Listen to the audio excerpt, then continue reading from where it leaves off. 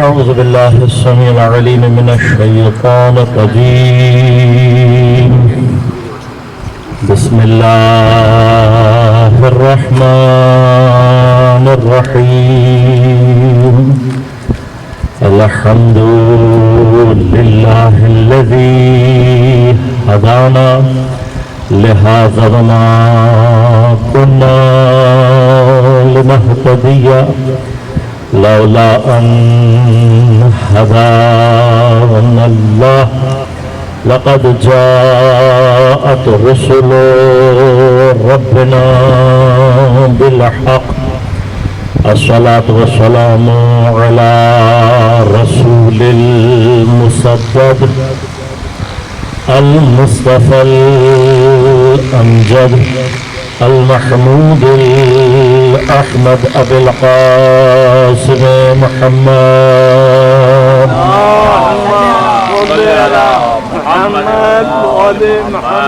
والصلاة والسلام على أسد الله الغالب غالب على كل غالب علي بن أبي طالب.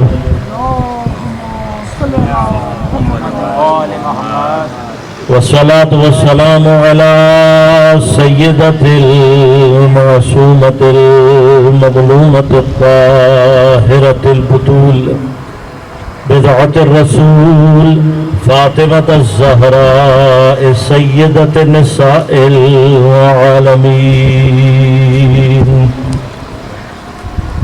والصلاة والسلام على الحسن المجتبى والحسين المظلوم وأهل بيته الطيبين الطاهرين المعصومين المظلومين المنتجبين المنتخبين، لا سيما بقية الله في الأرضين، روحي وأرواح العالمين لتراب مقدمه الفداء، ولعنة الله على أعدائهم أجمعين. أما بعد، قال رسول الله صلى الله عليه وآله: علي مع القرآن والقرآن مع علي لن يفترقا حتى يرد علي الحوض. صلوات اللهم صل على محمد وآل محمد. مومنین کرام، سامعین محترم، عزیزان گرامی قدر، ایام شہادت مظلومان امیر المؤمنین علی علیہ السلام کے سلسلے میں برپا کی گئی ان 3 روزہ مجالس کی آج ہم آخری گفتگو میں داخل ہو رہے ہیں. شب شہادت امیر المؤمنین علی علیہ السلام بھی ہے، شب جمعہ بھی ہے، اور شب قدر میں احتمالات کے اعتبار سے دوسری قوی ترین جو روایت ہے یا دوسری قوی ترین شب جو ممکنہ طور پر شب قدر ہو سکتی ہے، اس کا وقوع بھی آج ہی ہو رہا ہے. یقیناً ان تمام برکات کے اجتماع میں ہم جیسے گناہگار افراد کے لیے پروردگار کی جانب سے مغفرت کا کوئی سلسلہ، مغفرت کی کوئی کیفیت یقیناً پوشیدہ ہے کہ وہ ہمیں ایمان کے ساتھ ان لحظات کو درک کرنے کی توفیق عنایت فرما رہا ہے.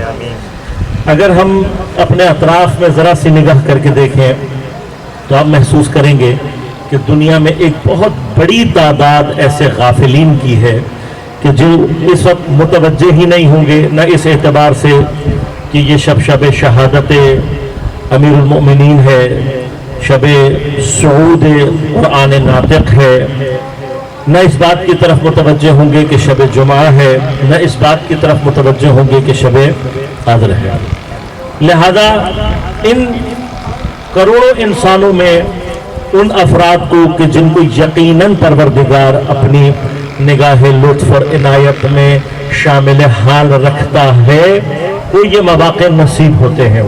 اور میں یہ کہتا ہوں کہ ہمیں اہل بیت علیہ السلام کا اس اعتبار سے خاص طور پر مشکور اور ممنون رہنا چاہیے۔ دیکھیے ایک دنیا ہے اس وقت کے جو مختلف قسم کے لہویات میں، مختلف قسم کی لغویات میں مبتلا ہے۔ گھروں میں یعنی اب وہ کیفیت ہو گئی ہے بظاہر کہ یہ پتہ بھی نہیں لگتا کہ رمضان کب آیا اور کب گیا۔ ذرا سا میوزک چینج ہو جاتا ہے یا ذرا سے سیٹ چینج ہو جاتے ہیں، تھوڑی سی ایکٹیویٹی چینج ہو جاتی ہے، لیکن اس کے علاوہ آپ دیکھیں کہ وہی لہویات، وہی لغویات، وہی میوزک، وہی سب کچھ ہے۔ اور شیطان کا ایک پورا نظام ہے کہ جو بظاہر تو یہ روایت میں موجود ہے، لیکن روایت صرف اس حد تک نہیں ہے کہ رمضان میں جو ہے وہ شیطانوں کو زنجیروں سے باندھ دیا جاتا ہے، بلکہ روایت آگے چل کر یہ بھی کہتی ہے کہ عورتوں کو کوئی ایسا کام نہ کرنا کہ جس کی وجہ سے وہ آزاد ہو جائیں۔ یعنی یہ جو قید ہے یہ اللہ تعالیٰ کی طرف سے ایک لطف اس صورت میں ہے کہ جب ہم اس لطف سے استفادہ کرنا چاہیں، لیکن اگر ہمارے اپنے اندر کا شیطان قوی ہو جائے تو پھر اللہ تعالیٰ کو اس شیطان کو زنجیروں سے باندھنے کا بظاہر کوئی فائدہ نظر نہیں آتا، اور جب نہیں ہوتا تو پھر وہ اسے چھوڑ دیتا ہے۔ اور آج کے دور میں ان شیاطین کے کھلنے کا بہترین ملاحظہ جو ہے وہ ٹیلی ویژن پر ہو سکتا ہے۔ اب ایک دنیا ہے جو غفلت کا شکار ہے، ان میں سے کسی کو فرش عزا پر اگر دعوت دی جائے، کسی کو فرش عزا پر پہنچنے کی توفیق حاصل ہو جائے، تو کبھی میں اپنے گریبان میں جھانک کر دیکھتا ہوں تو میں اپنے لیے کوئی ایسی چیز نہیں پاتا کہ میرا کوئی عمل ایسا ہوگا، میری کوئی بات ایسی ہوگی، میری کوئی حیثیت ایسی ہو کہ جس میں خدا مجھے یہ عنایت کرے کہ میں ذکر امیر المؤمنین سے شب قدر کی ابتدا کروں، ذکر امیر المؤمنین سے شب جمعہ کی ابتدا کروں۔ تو میرے اندر کوئی توفیق نہیں ہے، میرے اندر کوئی حیثیت نہیں ہے، میرے عمل کی کیفیت ایسی نہیں ہے۔ میں تو کہوں گا کہ شاہد امیر المؤمنین علیہ الصلوۃ والسلام جو کائنات کے شہنشاہ ہیں، ان کا لطف اور عنایت ہے کہ مجھ جیسے گناہ گاروں کو یہ موقع اور یہ کیفیت فراہم کی جاتی ہے۔ لہذا خود حضرت کے ذکر سے توسل کرتے ہوئے گفتگو کے سلسلے کو آگے بڑھاتا ہوں، کوشش کروں گا کہ کچھ جو مطالب ان دو روزوں میں آپ کی خدمت میں میں نے عرض کیے، ان کا کوئی نچوڑ، کوئی منطقی نتیجہ آج آپ کی خدمت میں پیش کر سکوں۔ علی اور قرآن کے عنوان سے ہم نے جس گفتگو کا آغاز کیا، میں نے آپ کی خدمت میں عرض کیا کہ معیت جس کو پیغمبر نے بیان کیا ہے یہ معیت حقیقی ہے۔ ایسی معیت، ایک ایسا ساتھ ہے کہ جس میں جدائی متصور بھی نہیں ہے۔ اب یہ کیسے ہوتی ہے، کس طریقے سے ہے، تو اس کا مرحلہ میں نے کل آپ کی خدمت میں عرض کیا۔ ایک کہ پہلے آپ قرآن کی جو کیفیت وجودی ہے اس کو درک کریں۔ قرآن کی کیفیت وجودی کے لیے کل بحث کی، میں جانتا ہوں، مجھے احساس بھی ہے اس بات کا کہ کل جو ہم نے بحث کی وہ نسبتاً زیادہ سنگین بحث تھی، اس لیے کہ یہ ابحاث نہ عام طور پر بیان کی جاتی ہیں، نہ ہم معمولاً ان ابحاث میں پڑھنا چاہتے ہیں۔ ہم خود بھی اعتراض کرتے ہیں، ہم کہتے ہیں بھئی یہ کیا جھنجھٹ ہے، کون سا قرآن نہیں۔ لیکن عزیزان من، اگر ہم اہل بیت کے دروازے سے خالی ہاتھ واپس جا رہے ہیں تب بھی ہمیں غور کرنا چاہیے۔ علی کی فضیلت کا عنوان یہ ہے، میں نے عرض کیا تھا، مولا کائنات اہل بیت علیہ السلام کی حقیقی فضائل، حقیقی مراتب کا مقام یہ ہے کہ ان کی فضیلتوں کی وادی کے پاس عقول پہنچ کر سرگردان و حیران ہو جاتے ہیں۔ تو اگر ان کی فضیلتیں اور ان کے مقامات بیان کرتے ہوئے آپ کو فرش عزا پر کبھی ایسا محسوس ہو کہ کچھ چیزیں شاید ہماری عقل میں نہیں آ رہی، تو یقین کیجئے کہ میری اپنی زندگی کا تجربہ ہے کہ فرش عزا ایک ایسی قوت ہمیں عطا کرتا ہے کہ اس سے، یہ تو بہت ہی سنگین مطالب ہے جو میں نے بیان کر دیے، اس کو اگر میں 10 گنا کم کر کے باہر کسی مقام پر، کسی یونیورسٹی، کسی کالج یا کسی اور محفل میں بیٹھ کر بیان کروں تو یقین کریں کہ لوگ باقاعدہ چکرا جاتے ہیں، تحمل نہیں کر پاتے۔ یہ جو ہمارے وجود کے اندر ان مطالب کے تحمل کی کیفیت ہے، یہ لطف حضرت سید الشہداء ہے، یہ اس فرش کی برکات ہے کہ ہمیں یہ مطالب، یہ ساری چیزیں بیان کرنے کا بھی حوصلہ ہو جاتا ہے۔ اور آپ کو کچھ نہ کچھ، دیکھیے ضروری نہیں ہے کہ سارے مطالب ایک ہی دفعہ میں ایک ہی یکجا طور پر آپ جم کر کے لے جائیں، یہ درسگاہ ہے، اور درسگاہ کا اصول یہ ہوتا ہے کہ کچھ مطالب جب پیش کیے جائیں، کچھ چیزیں جب بیان کی جائیں، تو آپ اس سے متعلق سب سے پہلے اپنے ذہن میں یہ بات رکھیں کہ ہاں یہ مطالب، یہ مراتب گفتگو ہیں، ان پر بات کی جا سکتی ہے۔ اگر آپ کو تفصیل سے سب کچھ سمجھ میں نہ بھی آئے تب بھی، کیوں؟ اس لیے کہ درسگاہ کا اصول ہے کہ آگے چل کر بحثیں کہیں اور کسی اور زاویے سے جب پیش کی جائیں گی تو یہ مطالب خود بخود آپ کے لیے حل ہو کر آپ کے لیے آسان ہونا شروع ہو جائیں گے۔ لیکن جب آپ کسی مطلب کو علمی طور پر حل کرتے ہیں تو اس مطلب کا جو رسوخ انسان کے وجود میں پیدا ہوتا ہے وہ اس کی کیفیت بالکل الگ ہوتی ہے کسی ایک مطلب کو اجمالی طور پر پڑھ کر آگے نکل جانے سے۔ مثلا علی مع القرآن آپ بچپن سے سنتے آئے ہوں گے، لیکن کبھی آپ نے جاننے کی کوشش کی کہ معیت حقیقی ہوتی کیا ہے، اس معیت کی، اس ساتھ کی کیفیت کیا ہے؟ قرآن کے بارے میں آپ نے بچپن سے سنا ہے کہ قرآن نور ہے، اب یہ نور کی کیا کیفیت ہے؟ اِنَّا أَنزَلْنَاهُ فِي لَيْلَةِ الْقَدْرِ آپ نے بالغ ہونے سے پہلے کی یاد کی ہوئی ہے، لیکن کبھی غور کیا ہے کہ نزول کی کیفیت ہوتی کیا ہے؟ لہذا یہ سارے مراتب ہیں، اور میں عرض کر رہا ہوں کہ صرف فرش عزا ہے جو ہمیں یہ قوت دیتی ہے کہ ہم اہل بیت علیہ السلام کے دروازے سے ان مطالب کو آخذ کر کے آپ تک پہنچانے کی کوشش کرتے ہیں۔ لہذا میں نے کل آپ کی خدمت میں عرض کیا کہ قرآن کے جب ہم نزول کی بات کرتے ہیں، نزول کا معنی ہی درجہ درجہ ہے، کسی چیز کا درجات میں نیچے آنا۔ نزول کی کیفیت کو اگر آپ تھوڑا اور بہتر طریقے سے سمجھ سکتے ہیں، اس کی ضد کیا ہے؟ نزول کی ضد ہے ترقی۔ دیکھیے ترقی کا جو عنوان ہے، آپ متوجہ ہوں گے اس بات کی طرف کہ ترقی کے عنوان میں ہمیشہ درجہ بدرجہ اوپر آنے کی کیفیت کو ترقی کہا جاتا ہے۔ اگر کوئی ایک دم سے نیچے سے اوپر پہنچ جائے، نیچے سے کوئی ایک دم اوپر پہنچ جائے تو اس کو کوئی ترقی نہیں کہتا۔ ترقی کے لیے درجہ بدرجہ۔ اب مثلا ہمارے ہاں یہ ہوتا ہے، بھارت پاکستان میں اس طرح کی چیزیں بھی پائی جاتی ہیں کہ کوئی شخص جو ہے وہ سب سے کم ترین درجے پر اس کو داخلہ ملے۔ مثلا آرمی میں مختلف درجات متصور ہیں، جرنل سے لے کر جو بالکل ابتدائی نچلے درجے کا درجہ ہوتا ہے وہ کہلاتا ہے جوان۔ سپاہی جس کو رکھا جاتا ہے، سپاہی کو کہا جاتا ہے جوان۔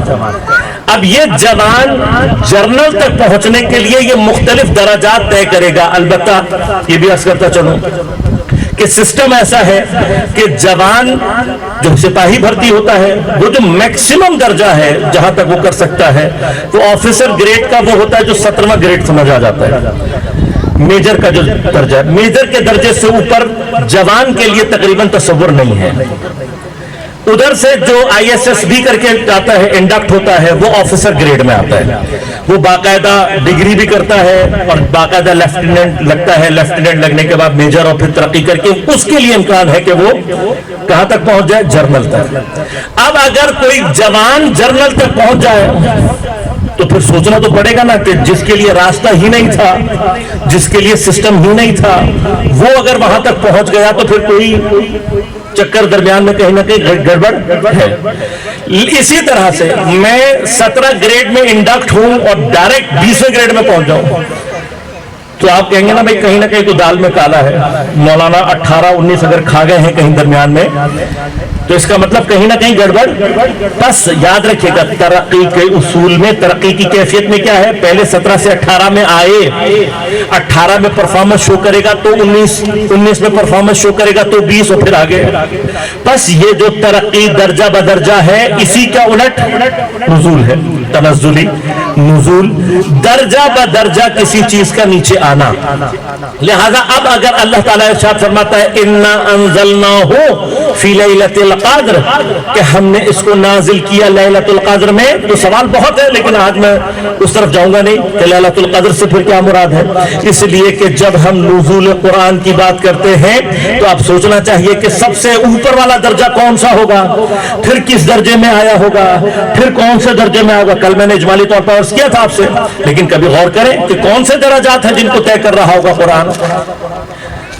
سب سے جو عالی ترین درجہ آپ قرآن کا تصور کر سکتے ہیں وہ ہے علم الہی. اسی لیے اس کو کلام اللہ کہتے ہیں کہ کلام اللہ، کیونکہ اللہ سے نسبت ہے اس کی. علم الہی میں قرآن، اب علم الہی میں جب قرآن ہے اور کلام اللہ کا، کیا خدا الفاظ کے ذریعے سے کلام کرتا ہے؟ کیا الفاظ کے ذریعے سے بات چیت کرے گا؟ میں نے کل ایک مثال دی تھی نا، اگر فرض کریں کہ یہاں پہ سب کو ٹیلیپیتھی آتی ہو تو کیا پھر ہمیں الفاظ کی ضرورت ہوگی؟ ہم اس درجے کو اٹین کر سکتے ہیں کہ جہاں مطلب کے انتقال کے لیے ہمیں الفاظ کی ضرورت نہ پڑے، تو پھر پروردگار جو کہ خالق کائنات ہے وہ انتقال معنی کے لیے لفظوں کا محتاج نہیں ہے.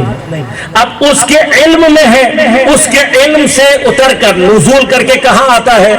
بل ہوا قرآن مجید فی لوح محفوظ، بلکہ یہ قرآن مجید ہے جو کہاں پایا جاتا ہے؟ لوح محفوظ میں.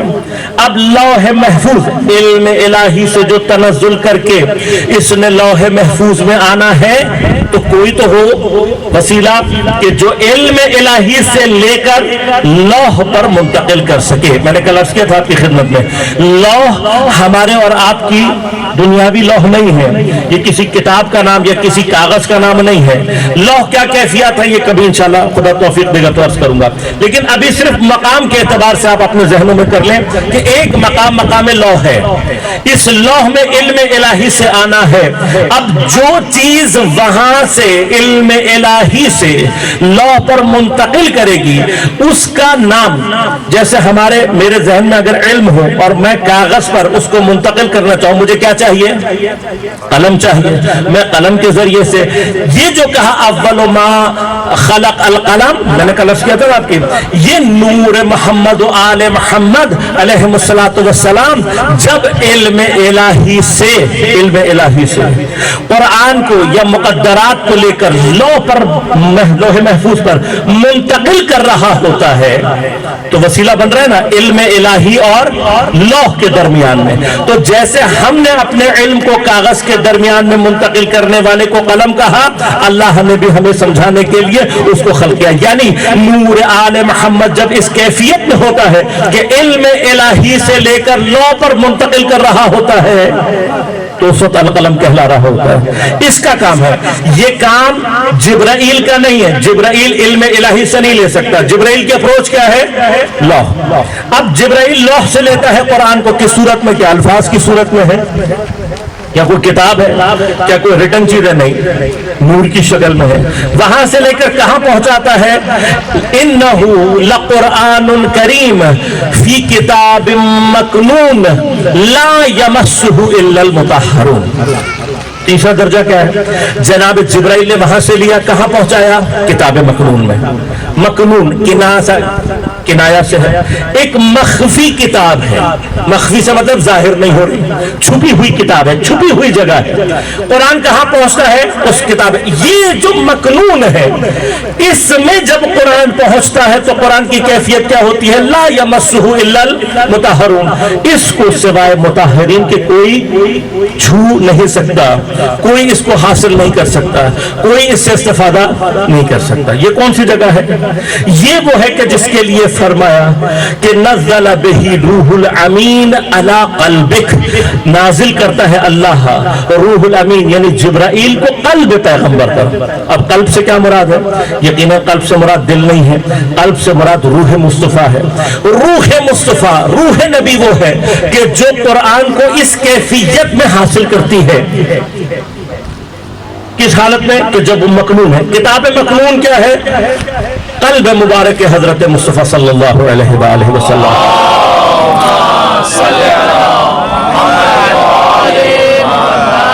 اب جب یہ قلب مصطفیٰ میں آ گیا، یہ وہ قرآن ہے کہ جس کو سوائے طاہرین کے کوئی ہاتھ نہیں لگا سکتا.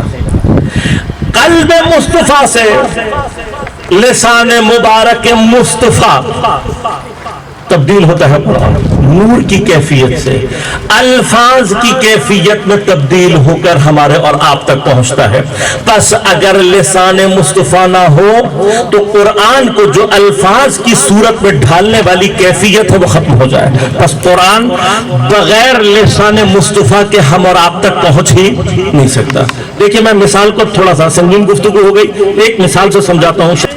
موبائل کے اندر قرآن موجود ہے، فرض کریں کہ آپ کے موجود نہیں ہے قرآن، یہ جو میرے موبائل میں قرآن موجود ہے، آپ مجھ سے کہیں مولانا قرآن ٹرانسفر کر دیں، تو میرے جو موبائل کے اوپر قرآن ہے، اب یہ بچے زیادہ اس کو جو نوجوان ہیں مجھ سے بھی زیادہ بہتر سمجھ سکتے ہیں اس بات کو، ان کو پتا ہے کہ لیپ ٹاپ میں یا موبائل کے اندر جو قرآن آپ کو اسکرین پہ نظر آ رہا ہوتا ہے وہ حقیقت میں ایسا نہیں ہوتا، بلکہ وہ اسکرین کے اوپر ایک پروگرام ہے، ایک فائل ہے جس کو ایک خاص طریقے سے کوڈنگ کے ذریعے میں بنایا جاتا ہے، اور وہ لیپ ٹاپ یا ہمارا جو موبائل ہے اس کو ڈی کوڈ کرتا ہے، جب ڈی کوڈ کرتا ہے تو اسکرین پر وہ قرآن کی شکل میں ظہور کرتا ہے، صرف دکھا رہا ہوتا ہے، ایک طرح کا عکس ہوتا ہے، لفظ نہیں ہوتے۔ لہذا جب آپ مجھ سے کہیں گے کہ یہ مجھے بھیجیں تو میں کیا اس میں سے کوئی چیز نکال کر آپ کو اس میں ڈالوں گا؟ نہیں، یہ جو ہم بلوٹوتھ یا وائی فائی کرتے ہیں یہ آپ کو اور مجھے نظر آتا ہے، محسوس ہوتا ہے، کیا ہوتا ہے، یہ کیا چیز ہے؟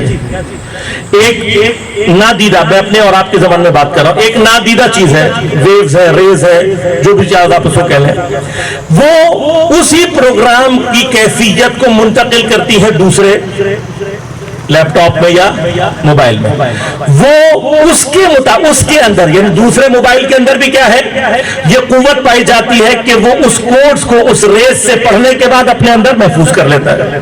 اب جب آپ اس موبائل کو کھولیں گے اس میں بھی وہ اسی طرح سے قرآن کو ظاہر کرے گا جیسے اس موبائل میں ہو رہا تھا۔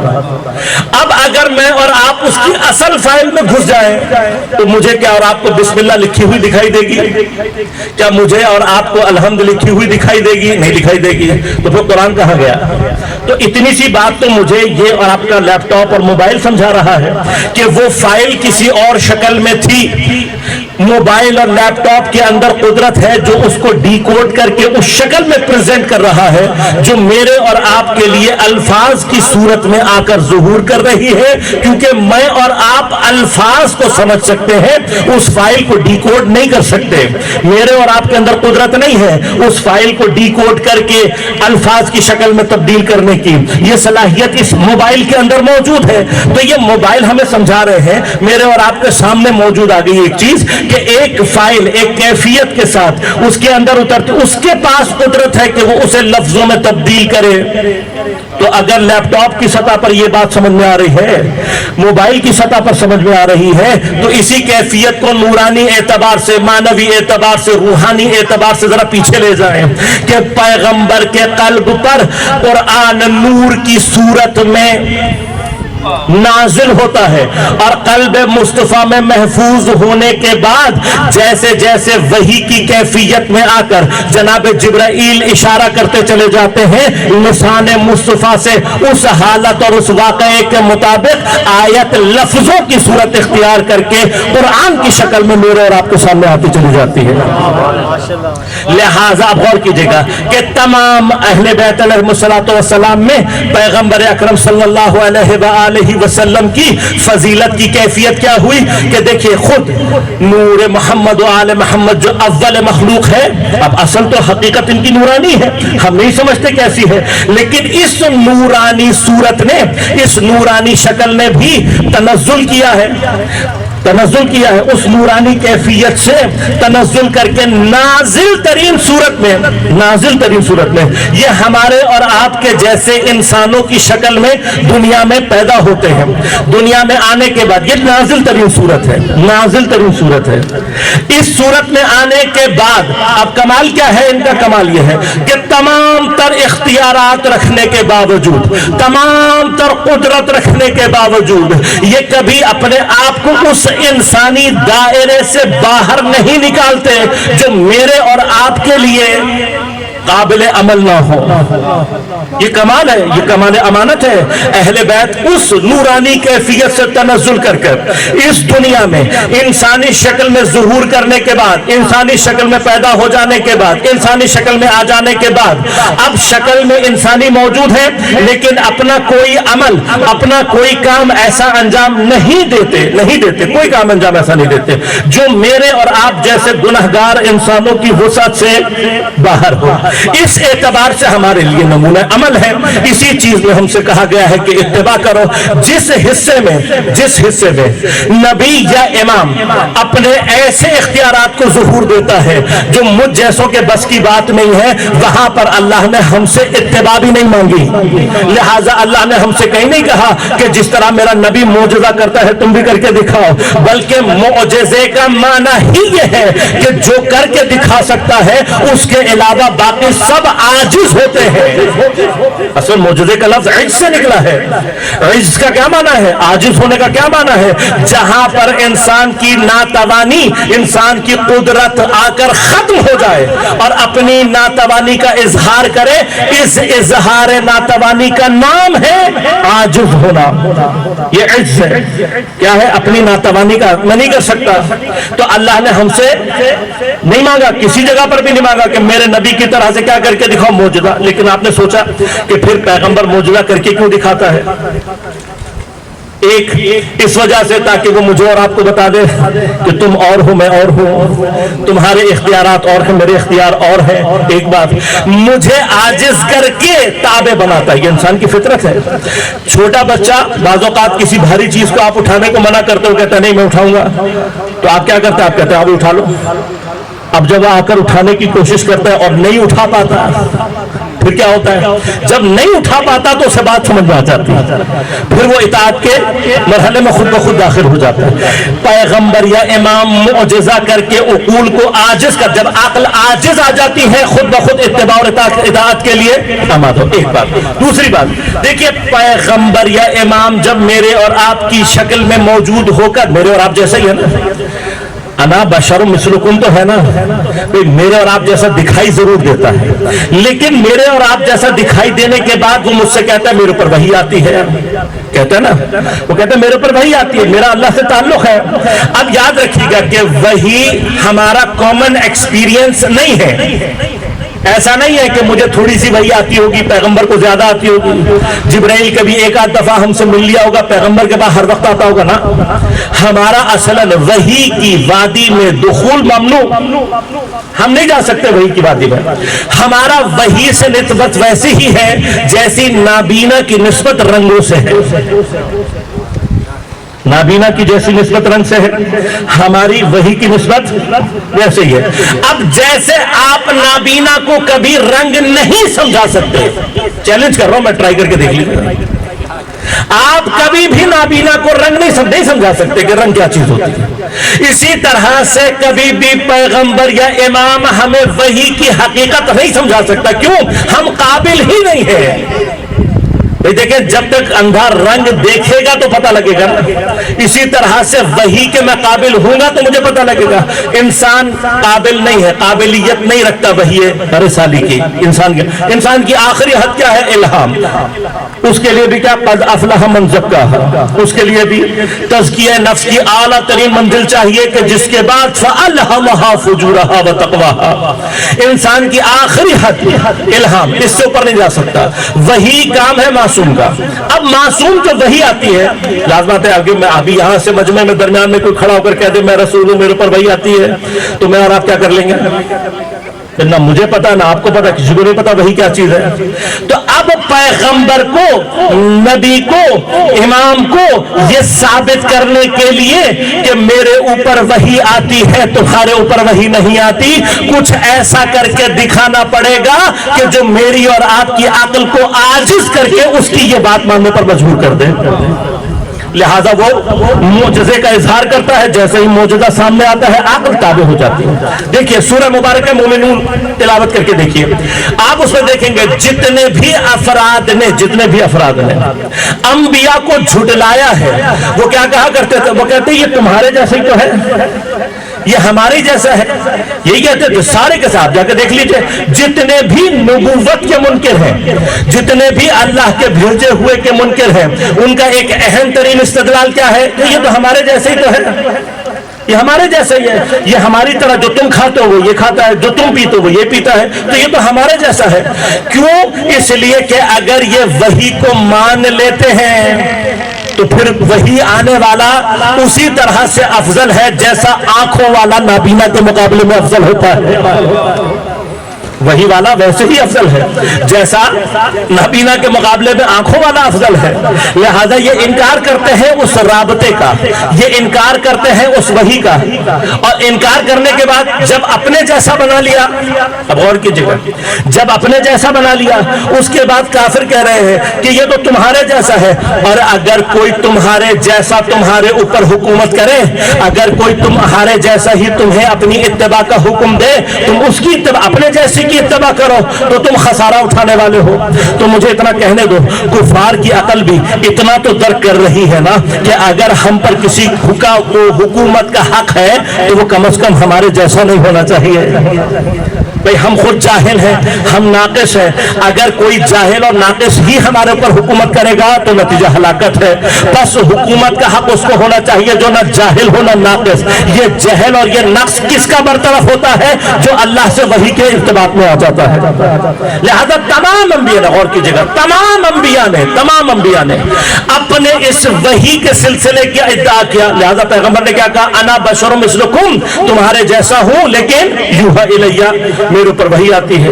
लिहाजा आप देखिएगा कि कुरान का वजन, मैंने कहा ना, कुरान का वजन और अली का वजन एक जैसा। खुद कुरान ने कैसे इसको दूसरे मरहले पर बयान किया। एक जगह पर आकर जब मुशरिकीन पैगंबर से कह रहे कि भाई तुम्हारी रिसालत का गवाह क्या है, तो सूरह मुबारक अनआम में पैगंबर इरशाद फरमाते हैं कि अल्लाह ताला कह रहे हैं, कुल ए पैगंबर इससे कहो, अय्यु शैइन अकबरु शहादतन, कौन सी चीज है जो शहादत के एतबार से सबसे बड़ी हो सकती है? कुल, इनसे कहो, क्या अल्लाह शहीदुम बैनी व बैनकुम, अल्लाह शाहिद है मेरे और तुम्हारे दरमियान में। बस एक शाहिद कौन है? अल्लाह। अब ये तो मसला बड़ा संगीन हो गया। पहले वही समझ में नहीं आ रही थी, वही का मसला भी हल नहीं हुआ था, अल्लाह भी दरमियान में आ गया। तो वही को दर्क नहीं किया जा सकता तो वही भेजने वाले को कौन दर्क करेगा? मैं अदालत में गवाह उसको लाओ कि जिसको बंदा पहचान तो सके। मैं कहूंगा परवरदिगार तूने केस मुश्किल कर दिया, लेकिन नहीं, आगे बढ़कर हाज़ल कुरान, और देखो मेरे ऊपर इस कुरान को वही किया गया है, लिउनज़िरा बिही, ताकि मैं लिउनज़िरकुम बिही, ताकि मैं तुम्हें इसके जरिए से डरा सकूं। बस कुरान को एक गवाह अल्लाह है, दूसरा गवाह कौन है? कुरान। बस गवाही में दो गवाह, एक अल्लाह, दूसरा कुरान। अब अगर किसी मकाम पर दोबारा कोई पैगंबर को झुटलाए और पैगंबर इसी तरह से दो गवाह लेकर आए, एक गवाह खुदा हो, दूसरा कुरान के अलावा गवाह हो, कुरान ना हो, दूसरा गवाह कौन हो? कुरान के अलावा।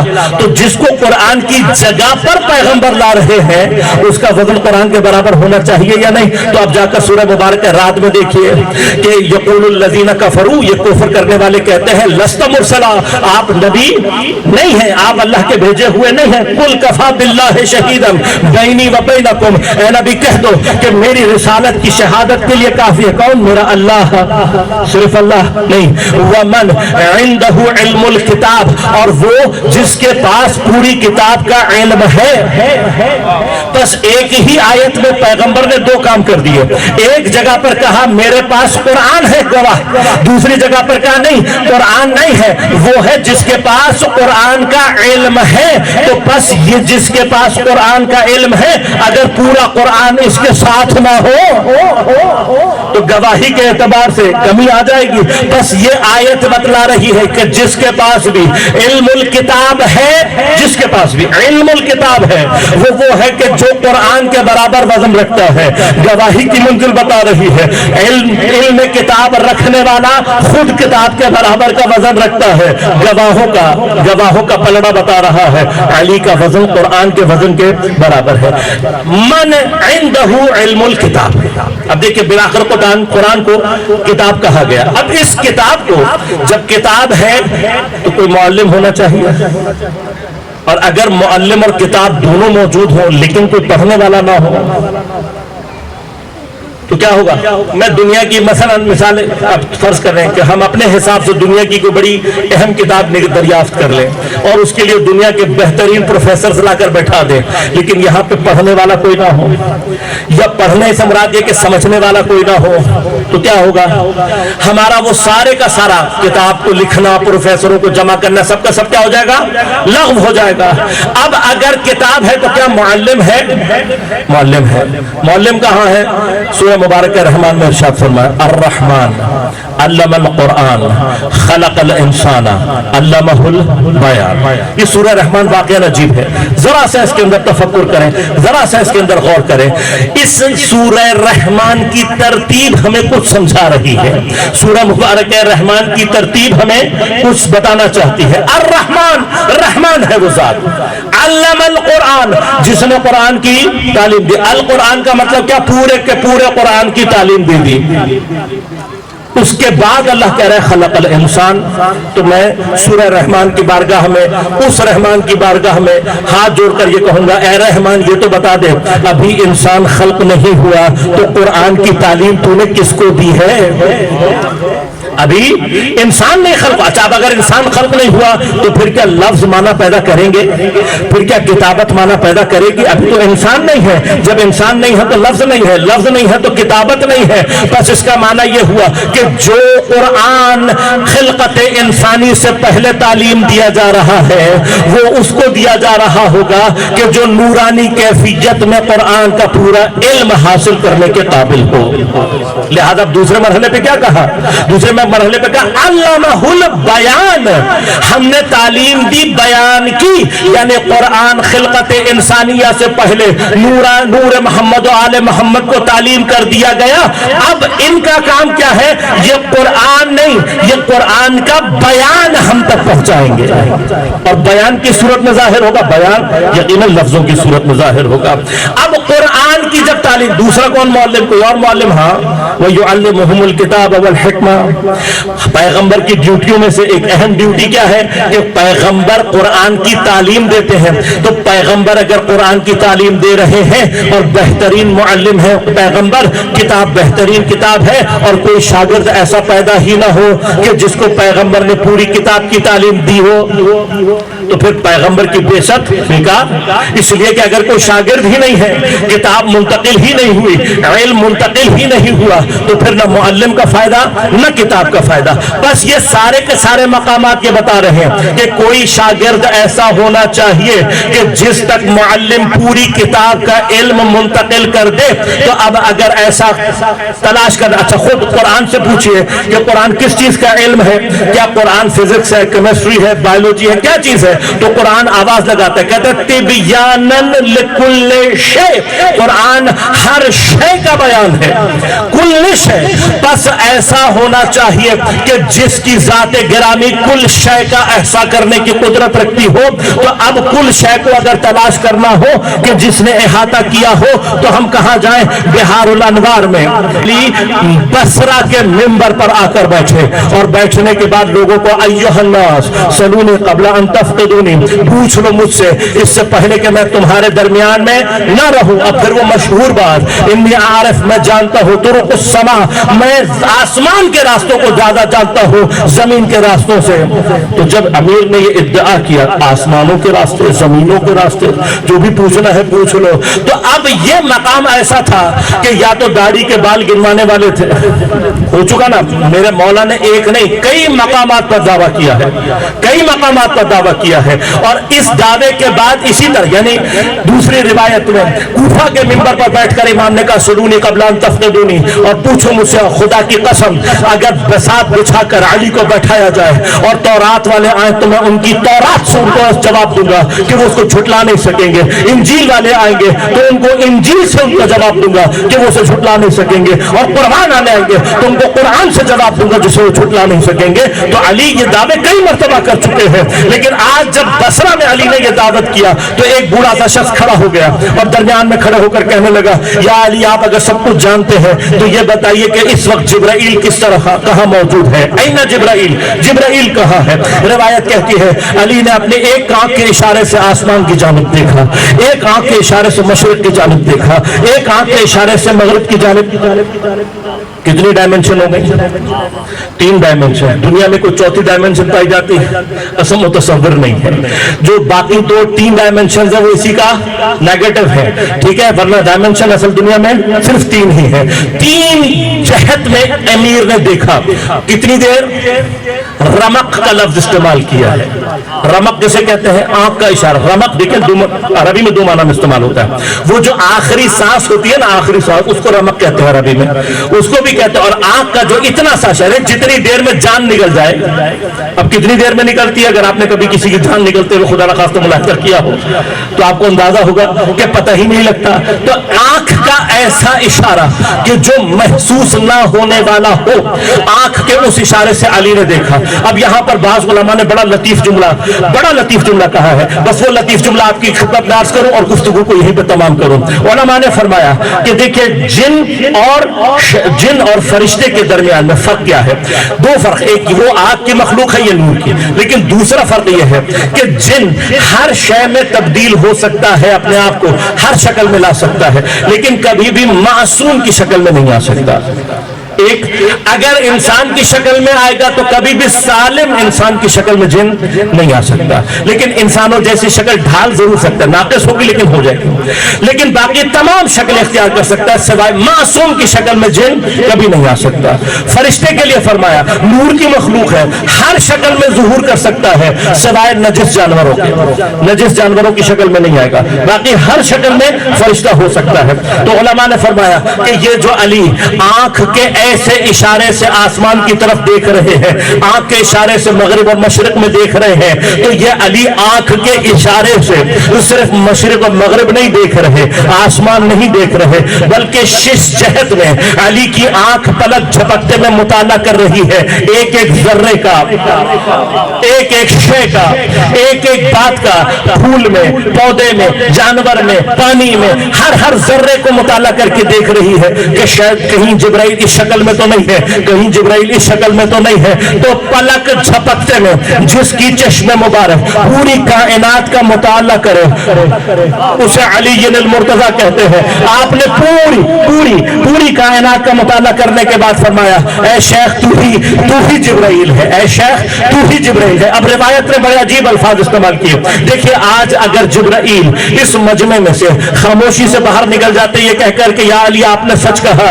تو لوگ علی کے اوپر شک کرتے ہیں، لہذا جبرائیل نے بھی ایک عجیب انداز اختیار کیا کہ جبرائیل نے اپنے پروں کو ایک مرتبہ پھیلایا، یعنی اپنے وہ جو کیفیت ہے فرشتے کی اس کا کچھ ظہور دیا، اور ایک عجیب کیفیت سے اس طریقے سے پرواز کی کہ مسجد میں بیٹھے ہوئے لوگوں کی چیخ نکل گئی، اور جب جبرائیل پرواز کر چکے تو چیخنے اور ڈرنے کے بعد کہنے لگے آپ ہی پیغمبر کے وصی برحق ہے، ہم اس کی شہادت دیتے ہیں۔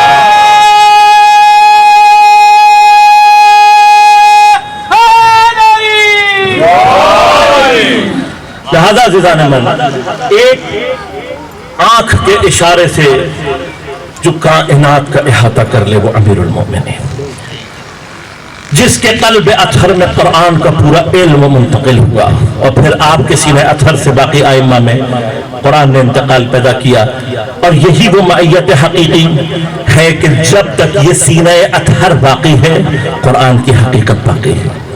لیکن اتنا علم، اتنے فضائل، اتنے مقامات اہل بیت کو عطا کیے گئے، اور اہل بیت مناس کیا نا، نازل ترین حالت میں آ کر میرے اور آپ جیسی زندگی گزار کر اہل بیت کی امانت کا کمال ہے یہ۔ آیت اللہ جوادی عاملی حفظہ اللہ فرماتا ہے علی کی مظلومیت میں سے ایک مظلومیت یہ ہے کہ جناب فضا آ کر جناب زہرا کو بتا رہی ہے، اور جب علی گھر میں تشریف لائے تو جناب زہرا کہہ رہی یا علی، اے ابو الحسن، اے امیر المومنین، میں نے سنا ہے کہ لوگ آپ کو سلام نہیں کرتے، بہت کم مقامات ہیں پیغمبر کے پاس، بہت کم مقامات ہیں کہ جہاں علی نے گریہ کیا ہو. ایک مقام یہ ہے جہاں علی نے گریہ کیا ہے. علی آنسو بہا رہے ہیں. کیوں بہا رہے ہیں؟ اور ساتھ میں کیا کہہ رہے ہیں نبی کی بیٹی بات اگر یہاں تک ہوتی میں صبر کر لیتا. میں سلام کرتا ہوں، یہ میری بات میرے سلام کا جواب نہیں دیتے. عزادار آیت اللہ جمالی آبلی فرماتے ہیں کہ ذرا غور کرو شریعت اسلام میں کس کے سلام کا جواب دینے کو منع کیا ہے. ارے یہ ملعون علی کے سلام کا جواب نہ دے کر علی کو یہ کہنا چاہتے ہیں کہ نعوذ باللہ علی دین سے خارج ہو چکے. وہ علی جو دین کے محکم ترین ستون ہے، وہ علی جس کے بغیر دین مکمل نہیں ہوتا. یہ ملائین منافقین کہ جن کے دل علی کے بغض سے بھرے ہوئے ہیں علی کے سلام کا جواب نہیں دے رہے. علی کی مظلومیت ہے. کوئی مقام علی کی مظلومیت کا رلا دے. اتنا رو علی کی مظلومیت میں جتنا علی کا حق ہے ہم نہیں کر سکتے، لیکن جتنا ہم کر سکے اتنا گریہ کرنے کی ضرورت ہے. آج علی کا سر دوپارہ ہوئے 2 دن گزر چکے ہیں. علی کے سر پر ضربت کا اثر بھی ہے. تلوار میں جس زہر کو لگایا گیا اس کے اثر کی کیفیت سے میرے مولا کے چہرے کی کیفیت اتنی زرد ہو چکی ہے کہ اسبق بن مغباطہ کہتا ہے کہ میں جب امیر سے ملنے کے لیے آیا داخل ہوا کمرے میں تو علی کے چہرے کی زردی میں اور چہرے پر پڑے ہوئے رومال کی زردی میں فرق کرنا مشکل ہو رہا تھا. یقیناً علی کے اوپر ضعف کا کیفیت ہے.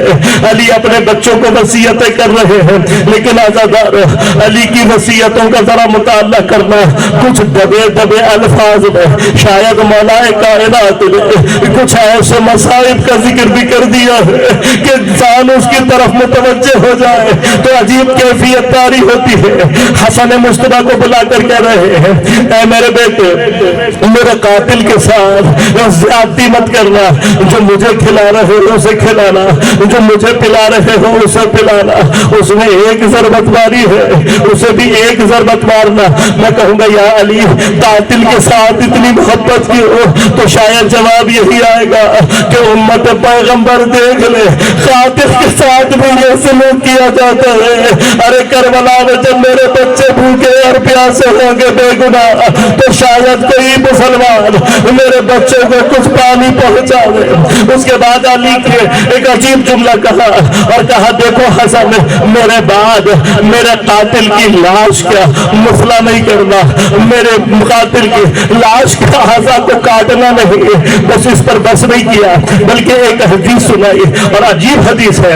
کہا میں نے خود پیغمبر سے سنا ہے، پیغمبر نے فرمایا کہ حتیٰ نجس جانور کا بھی مسئلہ نہیں کرنا چاہیے، اس کے بھی اعضاء کو کاٹنا نہیں چاہیے. میں کہوں گا یا علی اس عالم میں اس حدیث کا معنی کیا ہے؟ تو شاید علی یہی کہے گے ارے میں امت پیغمبر کو پیغمبر کی یہ حدیث اسی لیے سمجھا رہا ہوں. آج سے 20 سال کے بعد کربلا کے میدان میں سنت نبی کا دعویٰ کرنے والے ہوں گے، نبی کے بیٹے کا جنازہ ہوگا. کوئی انگوٹھی کے لیے حسین کی کوئی انگوٹھی کے لیے حسین کی انگلی کاٹ رہا ہوگا، آزائے حسین کو قتل کیا جا رہا ہوگا اور اس پر بس نہیں ہوگا. حسین کے لاشے پر گھوڑے کو دوڑا دیا جائے گا. بازاداروں ایک مقام وہ بھی ہے کہ جب جنگ احد میں جناب حمزہ کے لاشے کا ہندہ ملعونہ نے مسئلہ کیا، آپ کے جگر کو نکالنے کے لیے آپ کے سینے کو چاک کیا، آپ کے اعضاء بدن کو کاٹا. جب پیغمبر کو پتا لگا نا کہ جناب صفیہ آ رہی ہے، جناب حمزہ کی بہن تشریف لا رہی ہے، پیغمبر نے ایک مرتبہ کہا اپنے صحابیوں کو جلدی جلدی جو بھی چیز کھاتا ہے حمزہ کی لاش کو چھپا دو، جو بھی چیز آئے حمزہ کی لاش کو چھپا دو. ایسا نہ ہو صفیہ کی نگاہ پڑ جائے بھائی کی لاش کی حالت دیکھ کر ارے بہن پر کیا گزرے گی. میں کہوں گا یا رسول اللہ ذرا 11 محرم کو کربلا میں آ کر دیکھنا، ارے صفیہ کو حمزہ سے اتنی محبت نہیں जनाब हमजा से जनाब सफिया को उतनी मोहब्बत नहीं होगी जितनी जनाब ज़ैनब को अपने भाई हुसैन से नहीं है। लेकिन 11 मुहर्रम की सुबह जब ज़ैनब हुसैन के लाशे पर पहुंची, अली वसीयत कर रहे हैं, लेकिन आहिस्ता आहिस्ता अली की नब्ज कमजोर होती जा रही है। 21वीं माह रमजान का एक वक्त वो आया कि जब इमाम हसन मुज्तबा बाबा की तरफ मुतवज्जे हुए, अली की सांसें रुक चुकी है। इमाम ने मर्तबा आबा में सबसे उतारा, आवाज लगा कर कहा इन्ना लिल्लाहि व इन्ना इलैहि राजिऊन। अरे सदा का पूछना था, अली के बेटियां, अली के बेटे, सारे घर वाले मिलकर अली के हक़ जाकर गिरयाज़ारी कर रहे हैं। मैं कहूँगा या अली, आज आपकी बेटियां आपके जनाजे पर रो रही है तो दिलासा देने वाले मौजूद हैं। बल्कि मैं कहूँगा जनाब ज़ैनब से, ऐ मेरी बीबी, आज जितना रोना है रो लो, एक जनाजा वो भी आएगा जिस पर रोने पर तुम्हें ताज़ियाने मारे जाएगा। अली के बच्चों ने, लेकिन अली की वसीयत है, एक मर्तबा फिर वही वसीयत की जा रही है, मेरे जनाजे को रात की तारीकी में उठाना, मेरे जनाजे को रात की तारीकी में उठाना। हाँ दादा, फातिमा के घर से ये दूसरा जनाजा उठ रहा है जो रात की तारीकी में उठेगा और रात की तारीकी में दफनाया जाएगा। जब नजफ की सरजमीन पर हसन मुज्तबा अली के कब्र का निशान मिटा रहे होंगे तो जनाब हसन मुज्तबा को पता लगा होगा कि अली के लिए ज़हरा की कब्र का निशान मिटाना कितना सख्त था। मगर या अली, तुम्हारी मजलूमियत 100 साल में खत्म हो गई, लेकिन आज 1400 साल हो गए, ज़हरा की मजलूमियत बाकी है। बस अज़ादारो, हम अली का जनाजा इसीलिए उठाते हैं, शबीह जनाजा इसीलिए उठाते हैं, ताबूत अमीरुल मोमिनीन इसीलिए उठाते हैं। एक कूफा में इतने मोमिनीन होने के बावजूद, अरे मेरे मौला के जनाजे को रात की तारीकी में उठाया गया। अरे अली के ताबूत को सहारा दो, अली के ताबूत को कंधा दो, ये कह करके या अली, अगर हम होते कूफा में शायद